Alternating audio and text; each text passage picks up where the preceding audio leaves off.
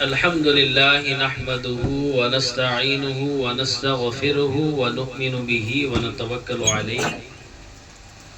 ونعوذ بالله من شرور أنفسنا ومن سيئات أعمالنا من يهده الله فلا مضل له ومن يضلله فلا هادي له ونشهد أن لا إله إلا الله وحده لا شريك له ونشهد أن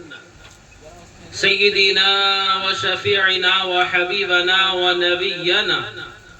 ونظامنا وأشرفنا وطبيب قلوبنا وغياثنا وغوثنا ومغيثنا ومعيننا ومولانا محمدا عبده ورسوله صلى الله عليه وعلى آله وأصحابه وذرياته وأهل بيته وعلماء أمته وشهداء محبته وأولياء أمته أجمعين أما بعد قال الله تبارك وتعالى في القرآن المجيد والفرقان الحميد أعوذ بالله من الشيطان الرجيم بسم الله الرحمن الرحيم قل لا أسألكم عليه أجرا إلا المودة في القربى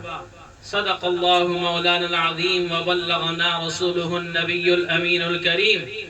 ونحن على ذلك لمن الشاهدين والشاكرين وقال الله سبحانه وتعالى عز وجل إن الله وملائكته يصلون على النبي يا أيها الذين آمنوا صلوا عليه وسلموا تسليما اللهم صل على سيدنا محمد وعلى آل سيدنا ومولانا محمد كما تحب وترضى بأن تصلي عليه صلاة وسلاما عليك يا رسول الله يا حبيب الله صلى الله تعالى عليه وعلى آله وأصحابه وبارك وسلم سرکار کرم کیجئے میرا حال برا ہے سرکار کرم کیجئے میرا حال برا ہے ہو جائے کرم تو یہ نوازش ہے عطا ہے اللہ کے محبوب کا دربار بڑا ہے اللہ کے محبوب کا دربار بڑا ہے جو کچھ بھی ملا ہے مجھے اس در سے ملا ہے جو کچھ بھی ملا ہے مجھے اس در سے ملا ہے صدقہ ہو نواسوں کا عطا ہے میرے آقا صدقہ ہو نواسوں کا عطا ہے میرے آقا دامن کو پسارے ہوئے محتاج کھڑا ہے دامن کو پسارے ہوئے محتاج کھڑا ہے اور میدان کربلا میں وہ سجدہ حسین کا میدان کربلا میں وہ سجدہ حسین کا اسلام کو بچا گیا کنبہ حسین کا اسلام کو بچا گیا کنبہ حسین کا ہوتے تھے جو سوار پیمبر کی پشت پر ہوتے تھے جو سوار پیمبر کی پشت پر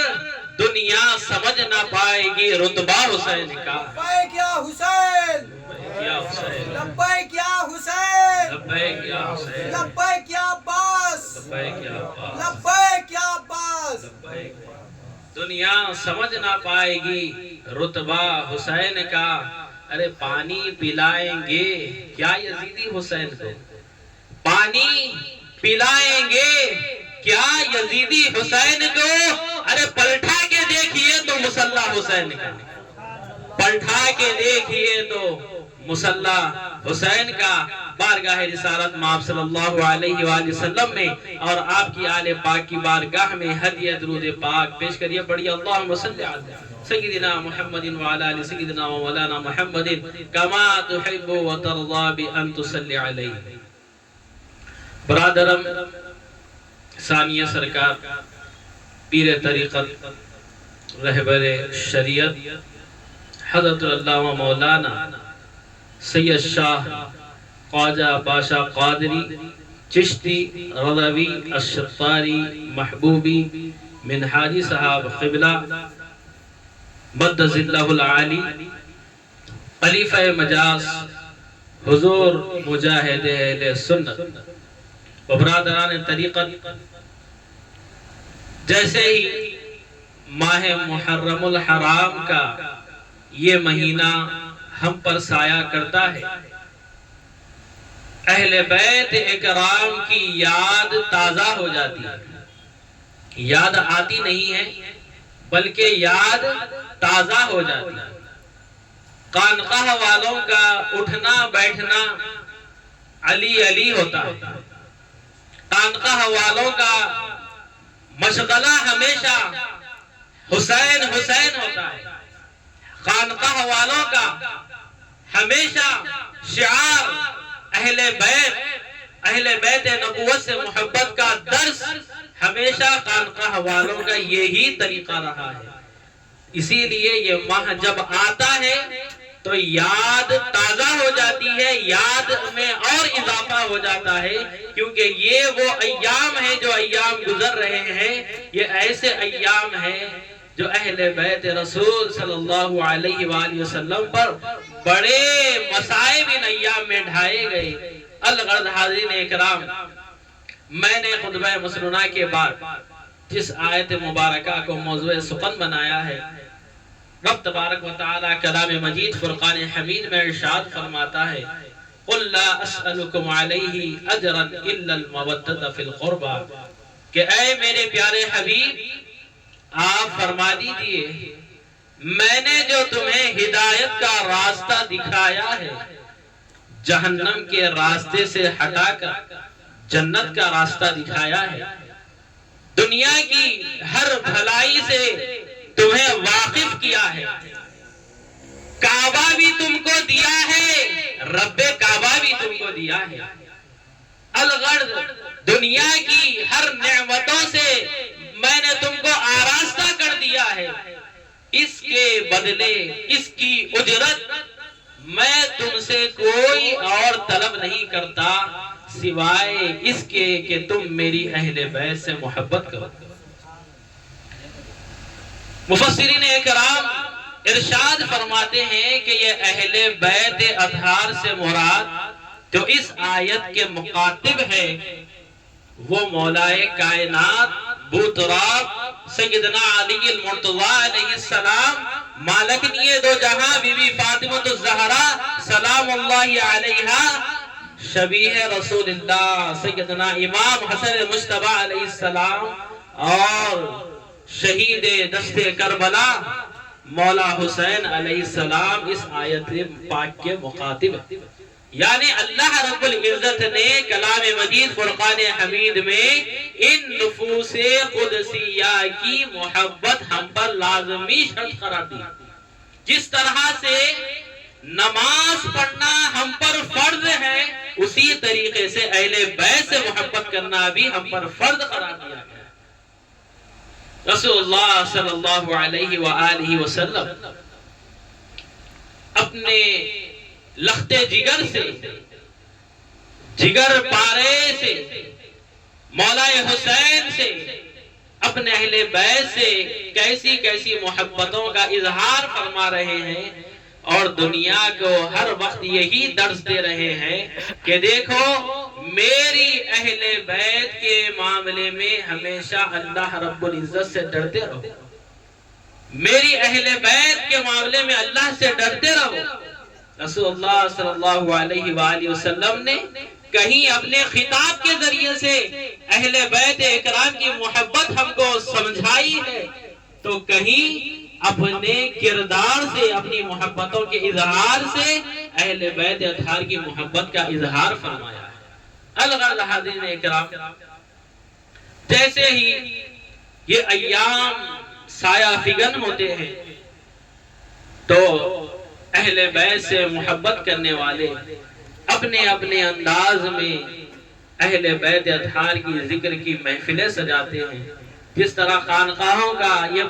معمول رہا ہے کہ ماہ محرم الحرام میں 10 روزہ محافل، 10 روزہ مجالس، 12 روزہ مجالس، بلکہ تمام یہ ماہ محرم میں ذکر اہل بیت کسی نہ کسی طریقے سے بہت کثرت سے کیا کرتے تھے۔ اور یہ کرنا کیوں ضروری ہے؟ دیکھیے یہاں پر جو میں نے آیت مبارکہ تلاوت کی ہے، الا المودۃ فی القربى، الا المودۃ فی القربى آیا ہے۔ محبت اور ہے، مودت اور ہے، محبت اور ہے، مودت اور ہے۔ کیا فرق ہے دونوں میں؟ محبت کہتے ہیں کسی سے اگر آپ کو محبت ہو کسی نہ کسی وجہ سے، تو صرف اس کی محبت کو آپ دل میں رکھ لیں، یہ آپ کے لیے کافی ہے، اظہار نہ بھی کریں چل جاتا ہے،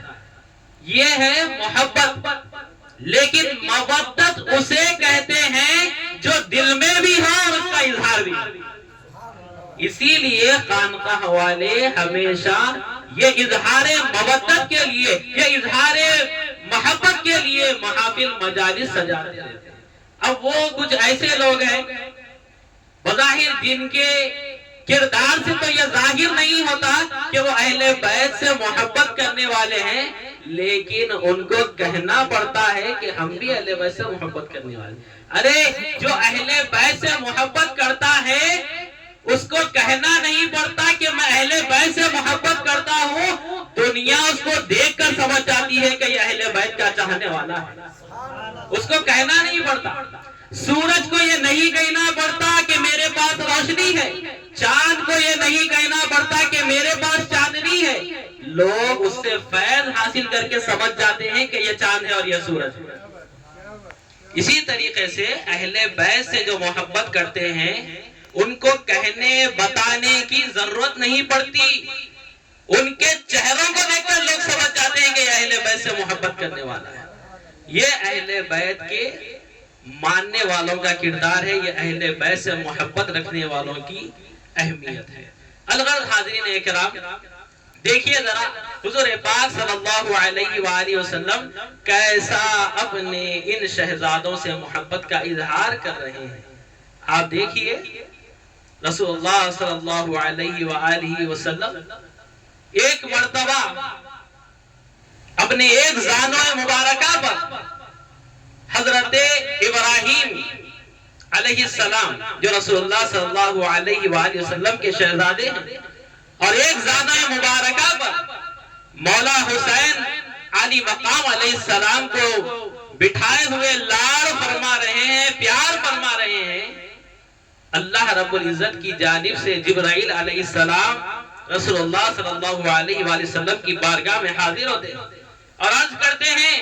کہ یا رسول اللہ صلی اللہ علیہ وآلہ وسلم، آپ اللہ تبارک و تعالی آپ کے ان دونوں شہزادوں میں سے کسی ایک کی قربانی چاہتا ہے۔ رسول اللہ صلی اللہ علیہ وآلہ وسلم کبھی سیدنا ابراہیم علیہ السلام کی طرف دیکھتے ہیں، کبھی سیدنا امام حسین علی مقام کی طرف دیکھتے ہیں، کبھی سیدنا ابراہیم علیہ السلام کی طرف دیکھتے ہیں، کبھی سیدنا مولا حسین علیہ السلام کی طرف دیکھتے ہیں، اور پھر میرے آقا یہ جبرائیل علیہ السلام سے ارشاد فرماتے ہیں کہ سنو اے جبرائیل، اگر ابراہیم کی قربانی ہو جائے، اگر ابراہیم کو میں رب کے حضور پیش کر دوں تو صرف میرا دل غمزدہ ہوگا جبرائیل، اسی لیے میں ابراہیم کی قربانی چاہتا ہوں، حسین کی قربانی نہیں چاہتا۔ کیوں؟ کیونکہ اگر میں حسین کی قربانی دے دوں تو میرا دل تو دکھے گا ہی دکھے گا، لیکن میری لخت جگر، میرے جگر کا ٹکڑا، میرے پائے جاں مالکنیے دو جہاں، میری شہزادی بی بی فاطمہ کو بڑی تکلیف ہوگی، جس کی تکلیف مجھے گوارا نہیں ہے، اسی لیے اے جبرائیل میں ابراہیم کی قربانی چاہتا ہوں۔ رسول اللہ صلی اللہ علیہ وآلہ وسلم نے اپنے اہل بیت کی تکلیف کو کبھی گوارا نہیں فرمایا، کبھی میرے آقا مولا حسین یا کبھی مولا حسن بچپنے میں اگر جھولے میں وہ رویا کرتے تو میرے آقا بڑے بے چین ہو جاتے اور مالکنی دو جہاں سے فرماتے کہ اے میری شہزادی، میرے ان شہزادوں کو نہ رلانا، ان کا رونا مجھے بہت بے چین کر دیتا ہے۔ الغرض حاضرین اکرام، میرے آقا رسول اللہ صلی اللہ علیہ وآلہ وسلم ایک مرتبہ مسجد میں تشریف فرما ہے اپنے اصحاب کے ساتھ، صحابہ اکرام رضوان اللہ تعالی علیہم اجمعین کی جماعت میں میرے آقا تشریف فرما ہے کہ مالکنی دو جہاں بی بی فاطمہ الزہرا سلام اللہ علیہا تشریف لاتی ہے، پریشانی کے عالم میں ہے مالکنی دو جہاں۔ رسول اللہ صلی اللہ علیہ وسلم جیسے ہی اپنی شہزادی کو دیکھتے ہیں تو سوال فرماتے ہیں کہ کیا بات ہے اے میرے لختے جگر، کیا بات ہے، آپ اس قدر پریشان کیوں ہیں؟ تو مالکنی دو جہاں سلام اللہ علیہا ارشاد فرماتی ہے کہ یا رسول اللہ، حسن و حسین کہیں کھیلنے گئے تھے یا رسول اللہ، اور وہ اب نظر نہیں آ رہے ہیں، وقت کافی گزر چکا ہے، میں تلاش بھی کر رہی ہوں لیکن حسن و حسین علیہ السلام کہیں نظر نہیں آ رہے ہیں یا رسول اللہ، اسی لیے میں آپ کے پاس تشریف لائی۔ جیسا ہی یہ بات سننا تھا، رسول اللہ صلی اللہ علیہ وسلم اپنے شہزادوں کی تلاش میں خود نکل پڑتے ہیں۔ آپ ذرا دیکھیے محبت کا عالم، میرے آقا کا کیسا محبت کا عالم ہے۔ کئی جانثار اصحاب بیٹھے ہوئے ہیں، کئی غلام تشریف فرما ہے، لیکن میرے آقا کسی غلام کو حکم نہیں فرما رہے ہیں کہ اے میرے اصحاب ذرا جاؤ میرے شہزادوں کو تلاش کرو، وہ خود تلاش کرنے کے لیے نکل پڑتے ہیں، اور صحابہ اکرام بھی سرکار کے پیچھے پیچھے تلاش کرنے کے لیے نکل جاتے ہیں۔ ایک مقام آتا ہے جہاں پر رسول اللہ صلی اللہ علیہ وسلم حضرت عباس رضی اللہ تعالیٰ عنہ اس حدیث مبارکہ کے راوی ہیں، آپ فرماتے ہیں کہ جب میں نے اس مقام پر پہنچا جہاں حضرات حسنین کریمین تھے، وہ اس عالم میں تھے کہ دونوں ایک دوسرے سے باہوں میں باہیں ملا کر بیٹھے، اور رسول اللہ صلی اللہ علیہ وسلم وہاں تشریف فرما ہے، اور ایک بڑے اژدہے کی شکل میں اللہ رب العزت نے ان دو شہزادوں کی نگرانی کرنے کے لیے ایک فرشتے کو وہاں پر معمول کیا تھا۔ تو جب میرے آقا صلی اللہ علیہ وآلہ وسلم اس مقام پر پہنچتے ہیں اور اپنے شہزادوں کو لیتے ہیں اور لاڑ پیار فرماتے ہیں، اور پھر واپس مسجد میں تشریف لاتے ہیں، اور لا کر اب وہاں پر ان شہزادگان کی شان و عظمت کو میرے آقا بیان کرتے ہیں اور فرماتے ہیں کہ سنو میرے اصحاب، کیا تمہیں میں ایسے دو شہزادوں کے بارے میں نہ بتاؤں جن کے نانا اور نانی کی طرح دنیا میں کسی کے نانا اور نانی نہیں ہے؟ بتاؤ وہ کون ہے؟ وہ حسن اور حسین ہے، جس کے نانا رسول خدا ہے تو جس کی نانی سیدہ خدیجہ الکبریٰ سلام اللہ علیہا ہے۔ اور پھر آگے ارشاد فرماتے ہیں کہ کیا میں تمہیں نہ بتاؤں کہ ان شہزادگان کے جیسے ماں باپ ہے ویسے ماں باپ روئے زمین پر اور کسی کے ماں باپ نہیں ہے، وہ ان کے بابا مولا علی ہے تو ان کی ماں خاتون جنت سلام اللہ علیہا ہے۔ اور پھر ارشاد آگے فرماتے ہیں کہ کیا میں تمہیں ان کے چچا اور ان کی پھوپھی کے بارے میں نہ بتاؤں، جیسے ان کے چچا اور پھوپھی ہے دنیا میں ویسے اور کسی کے چچا اور پھوپھی نہیں ہے۔ سیدنا جعفر طیار رضی اللہ تعالیٰ اور ام ہانی سلام اللہ علیہا آپ کے چچا اور پھوپھی ہے۔ یہ کون جعفر طیار رضی اللہ تعالیٰ عنہ ہے کہ میرے آقا رسول خدا صلی اللہ علیہ وسلم نے آپ کو ایک جنگ میں بھیجا جہاد کے لیے، وہاں پر آپ کے بازو شہید ہو گئے، اور جب یہ شہادت کی خبر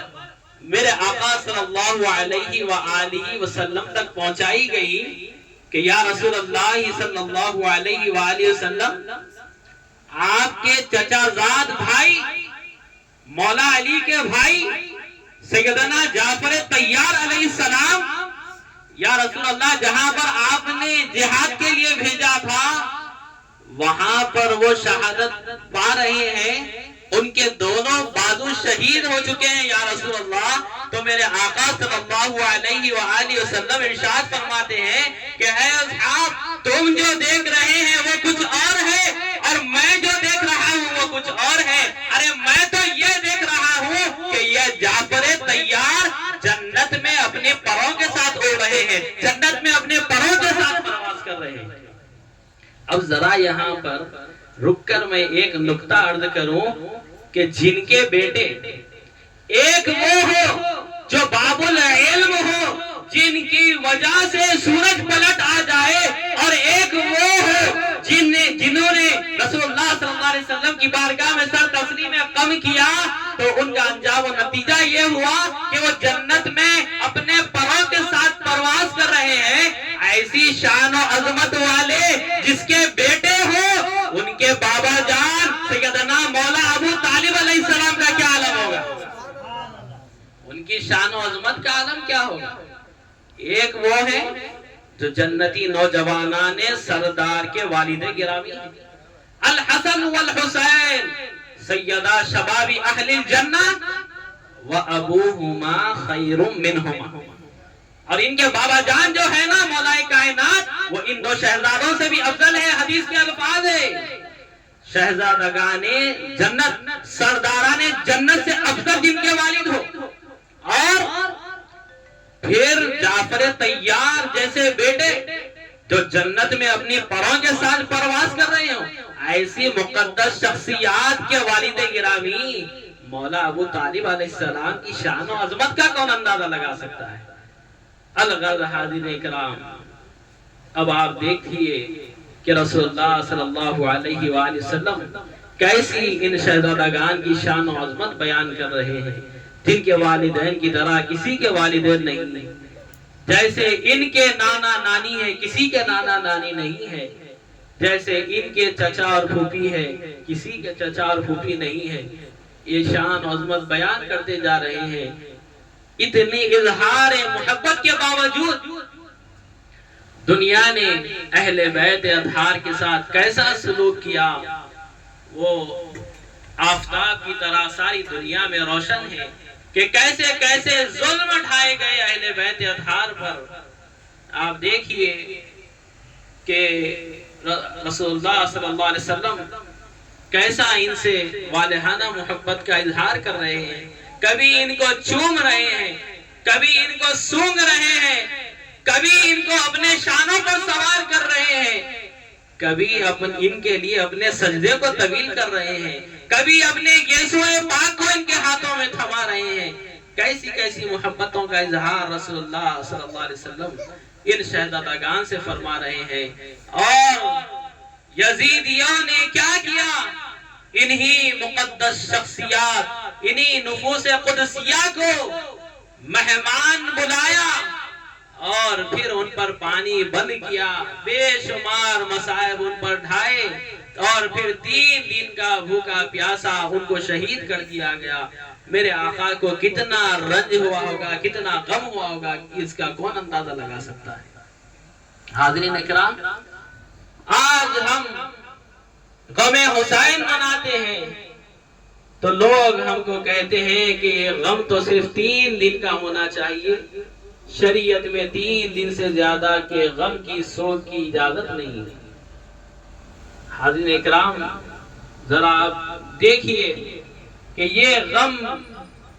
کوئی معمولی غم نہیں ہے۔ روئے زمین پر صرف مسلمانوں کے لیے ایک ہی خوشی ہے جو سب سے بڑی خوشی ہے، وہ میلاد مصطفیٰ صلی اللہ علیہ وآلہ وسلم کی خوشی ہے۔ اور سب سے بڑا اگر کوئی غم ہے تو وہ غم حسین علیہ السلام ہے۔ یہ دنیا کا سب سے بڑا غم ہے۔ اس غم کی تو اولیاء کرام دعا کرتے آئے ہیں، اس غم میں اولیاء کرام روتے ہوئے آئے ہیں۔ الغرض یہ تفصیلات انشاءاللہ تعالی 10 محرم الحرام کو خانقاہ میں مرشد گرامی انشاءاللہ تعالی بیان فرمائیں گے، ہمارے قلوب کو منور و مجلہ فرمائیں گے۔ میں اختصار کے ساتھ اپنی بات کو سمیٹ رہا ہوں۔ حاضرین اکرام، دیکھیے رسول اللہ صلی اللہ علیہ وسلم نے کیسا اظہار فرمایا ان شہزادگان کے ساتھ۔ آپ دیکھیے رسول اللہ صلی اللہ علیہ وآلہ وسلم کے چچا سیدنا عباس ابن عبد المطلب جنگ کے بعد، وہ بظاہر اسلام قبول نہیں فرمائے تھے، تو جنگ کے بعد انہیں بھی قیدی بنا لیا گیا۔ تو پھر وہاں سے ان کو ہاتھوں میں رسیوں سے باندھ کر ان کو مدینہ لایا گیا. اسلام کی پہلی جنگ کے بعد ان کو رسیوں سے باندھ کر مدینہ شریف لایا گیا اور وہ سارے قیدیوں کے ساتھ ان کو رکھ دیا گیا. رسول اللہ صلی اللہ علیہ وآلہ وسلم کو اپنے چچا جان سیدنا عباس عبد المطلب کی بے چینی اور بے قراری کی وجہ سے رسول اللہ صلی اللہ علیہ وسلم رات میں کروٹیں بدل رہے ہیں اور میرے آقا کو نیند نہیں آ رہی. وہ آہیں سن رہے ہیں میرے آقا جو اپنے چچا جان کی آہیں نکل رہی ہے درد کی وجہ سے, تکلیف کی وجہ سے میرے آقا بڑے بے چین ہو رہے ہیں. ایک صحابی آئے اور دیکھا کہ رسول اللہ صلی اللہ علیہ وسلم اس قدر بے چینی اور بے قراری کے عالم میں ہے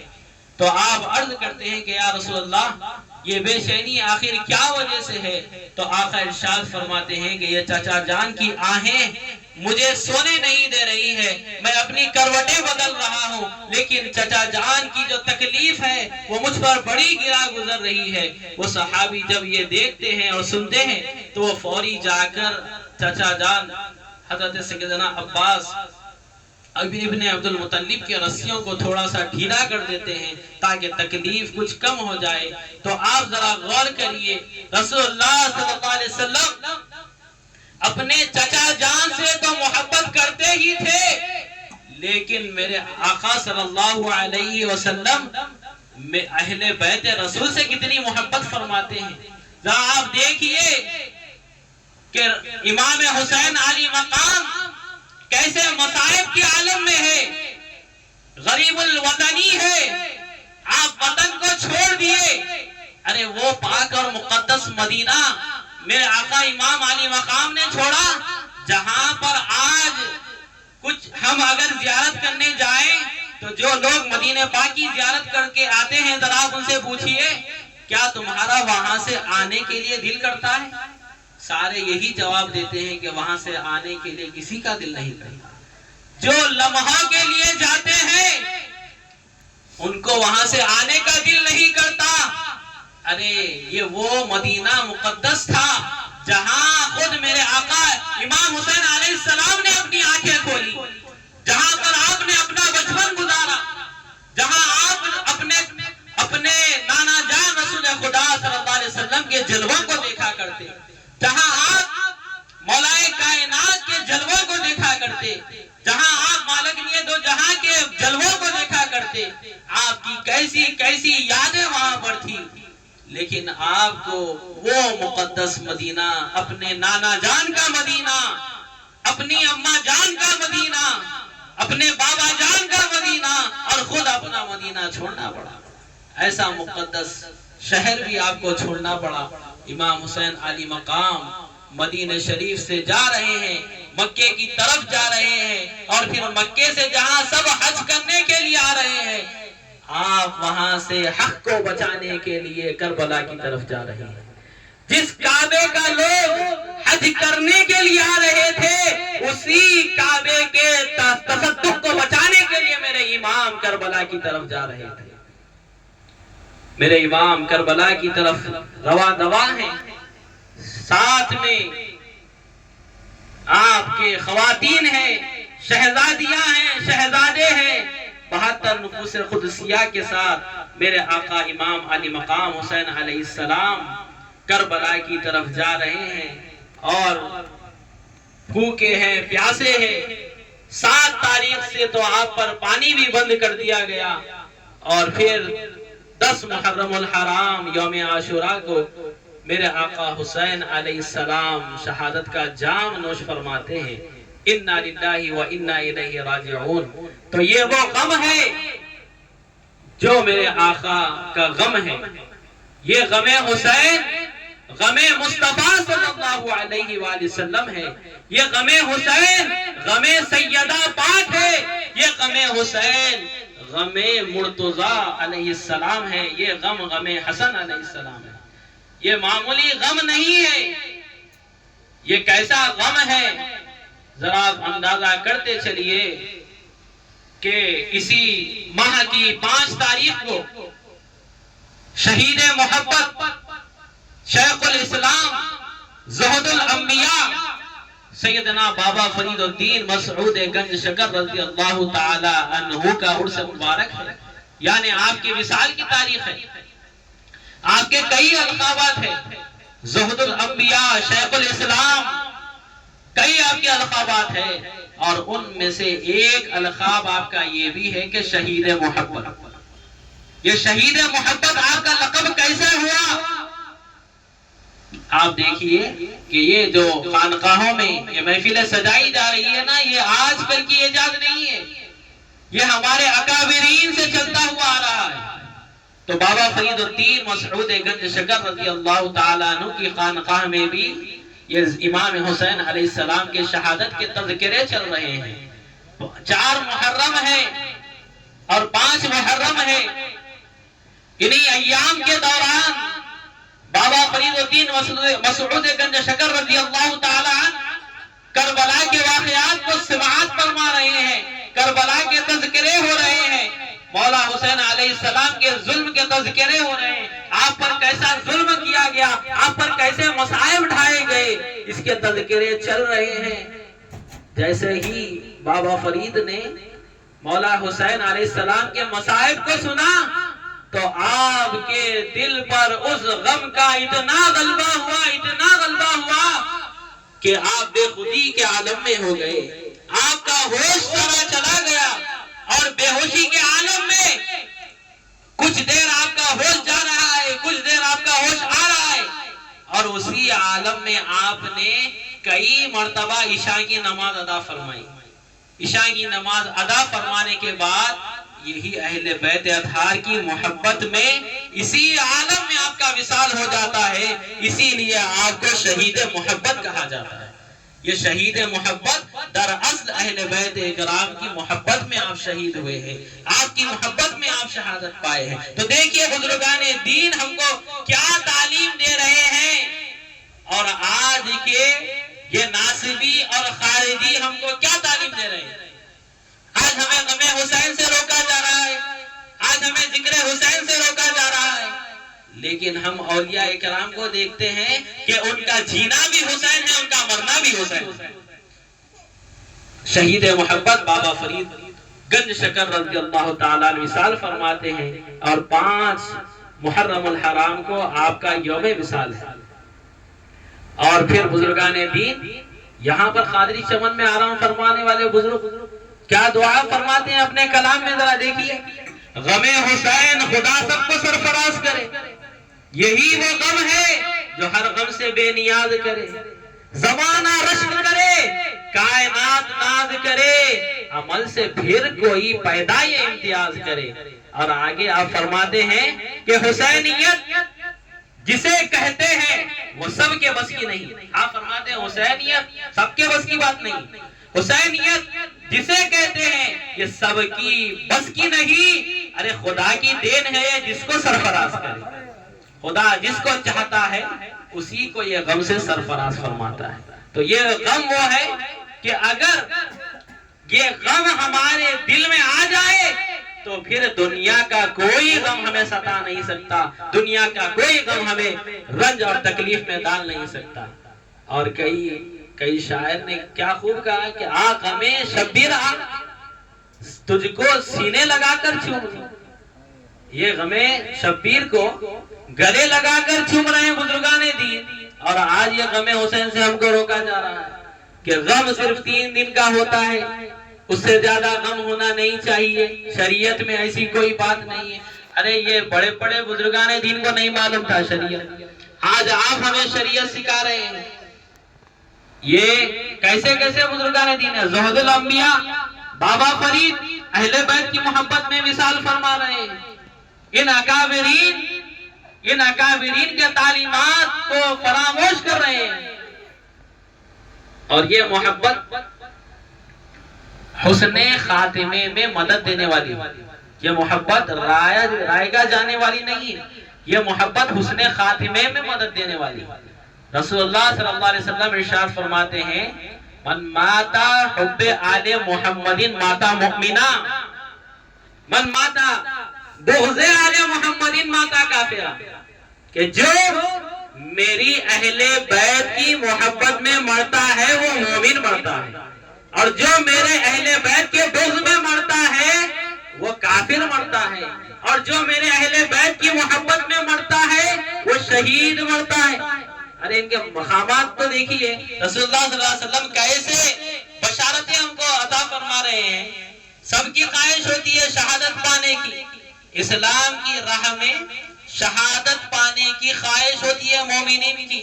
عارفین کی خواہش ہوتی ہے، اور رسول اللہ صلی اللہ علیہ وسلم گارنٹی دے رہے ہیں کہ اگر کوئی میری آل کی محبت میں مرتا ہے تو وہ شہید مرتا ہے۔ یعنی دنیا میں اس کا وصال کیسے ہی عالم میں کیوں نہ ہو جائے، لیکن حشر جب وقع ہوگا تو جب میرے اہل بیت کے چاہنے والے کو اٹھایا جائے گا تو شہداء کی فہرست میں اس کو بلایا جائے گا، شہداء کے ساتھ اس کا خاتمہ ہوگا، شہداء کے ساتھ اس کا فیصلہ ہوگا۔ اور یہ صرف رسول اللہ صلی اللہ علیہ وسلم نے یوں ہی بیان نہیں فرمایا، بلکہ تقاضۂ رب العالمین کو میرے آقا نے ارشاد فرمایا۔ یہ قرآن پاک میں جو آیت ہے اِلَّا الْمَوَدَّةَ فِي الْقُرْبَى، خود رب تبارک و تعالی اپنے محبوب سے کہلوا رہا ہے کہ اے محبوب ان کو بتا دیجئے کہ میں نے تمہیں جو راہ راست پر لایا ہے اس کے بدلے میں کچھ اور طلب نہیں کرتا سوائے میرے اہل بیت سے محبت۔ تو یہ محبت دنیا میں بھی کام آنے والی ہے، یہ محبت آخرت میں بھی کام آنے والی ہے، یہ محبت حسن خاتمے میں بھی کام آنے والی ہے۔ شیخ آرام فرمانے والے حضرت سیدنا نقشبندیوں کے بہت بڑے بزرگ ہیں، شیخ احمد فاروقی سرہندی، پنجاب کی سرزمین پر آرام فرما ہے۔ سلسلہ مجددیہ آپ ہی سے چلا ہے۔ آپ کے والد گرامی ہر وقت اپنے شہزادے کو تاکید کیا کرتے کہ دیکھو اے میرے بیٹے، یہ اہل بیت سے محبت رکھو کیونکہ یہ تمہارے حسن خاتمے میں مدد دیتی ہے۔ تو ساری زندگی آپ تعلیم دیتے رہے اپنے شہزادے کو، اپنے شاگردوں کو، سب کو آپ تعلیم دیتے رہے کہ یہ اہل بیت کی محبت جو ہے نا تمہارے حسن خاتمے میں مدد دیتی ہے۔ تو حضرت مجدد الفسانی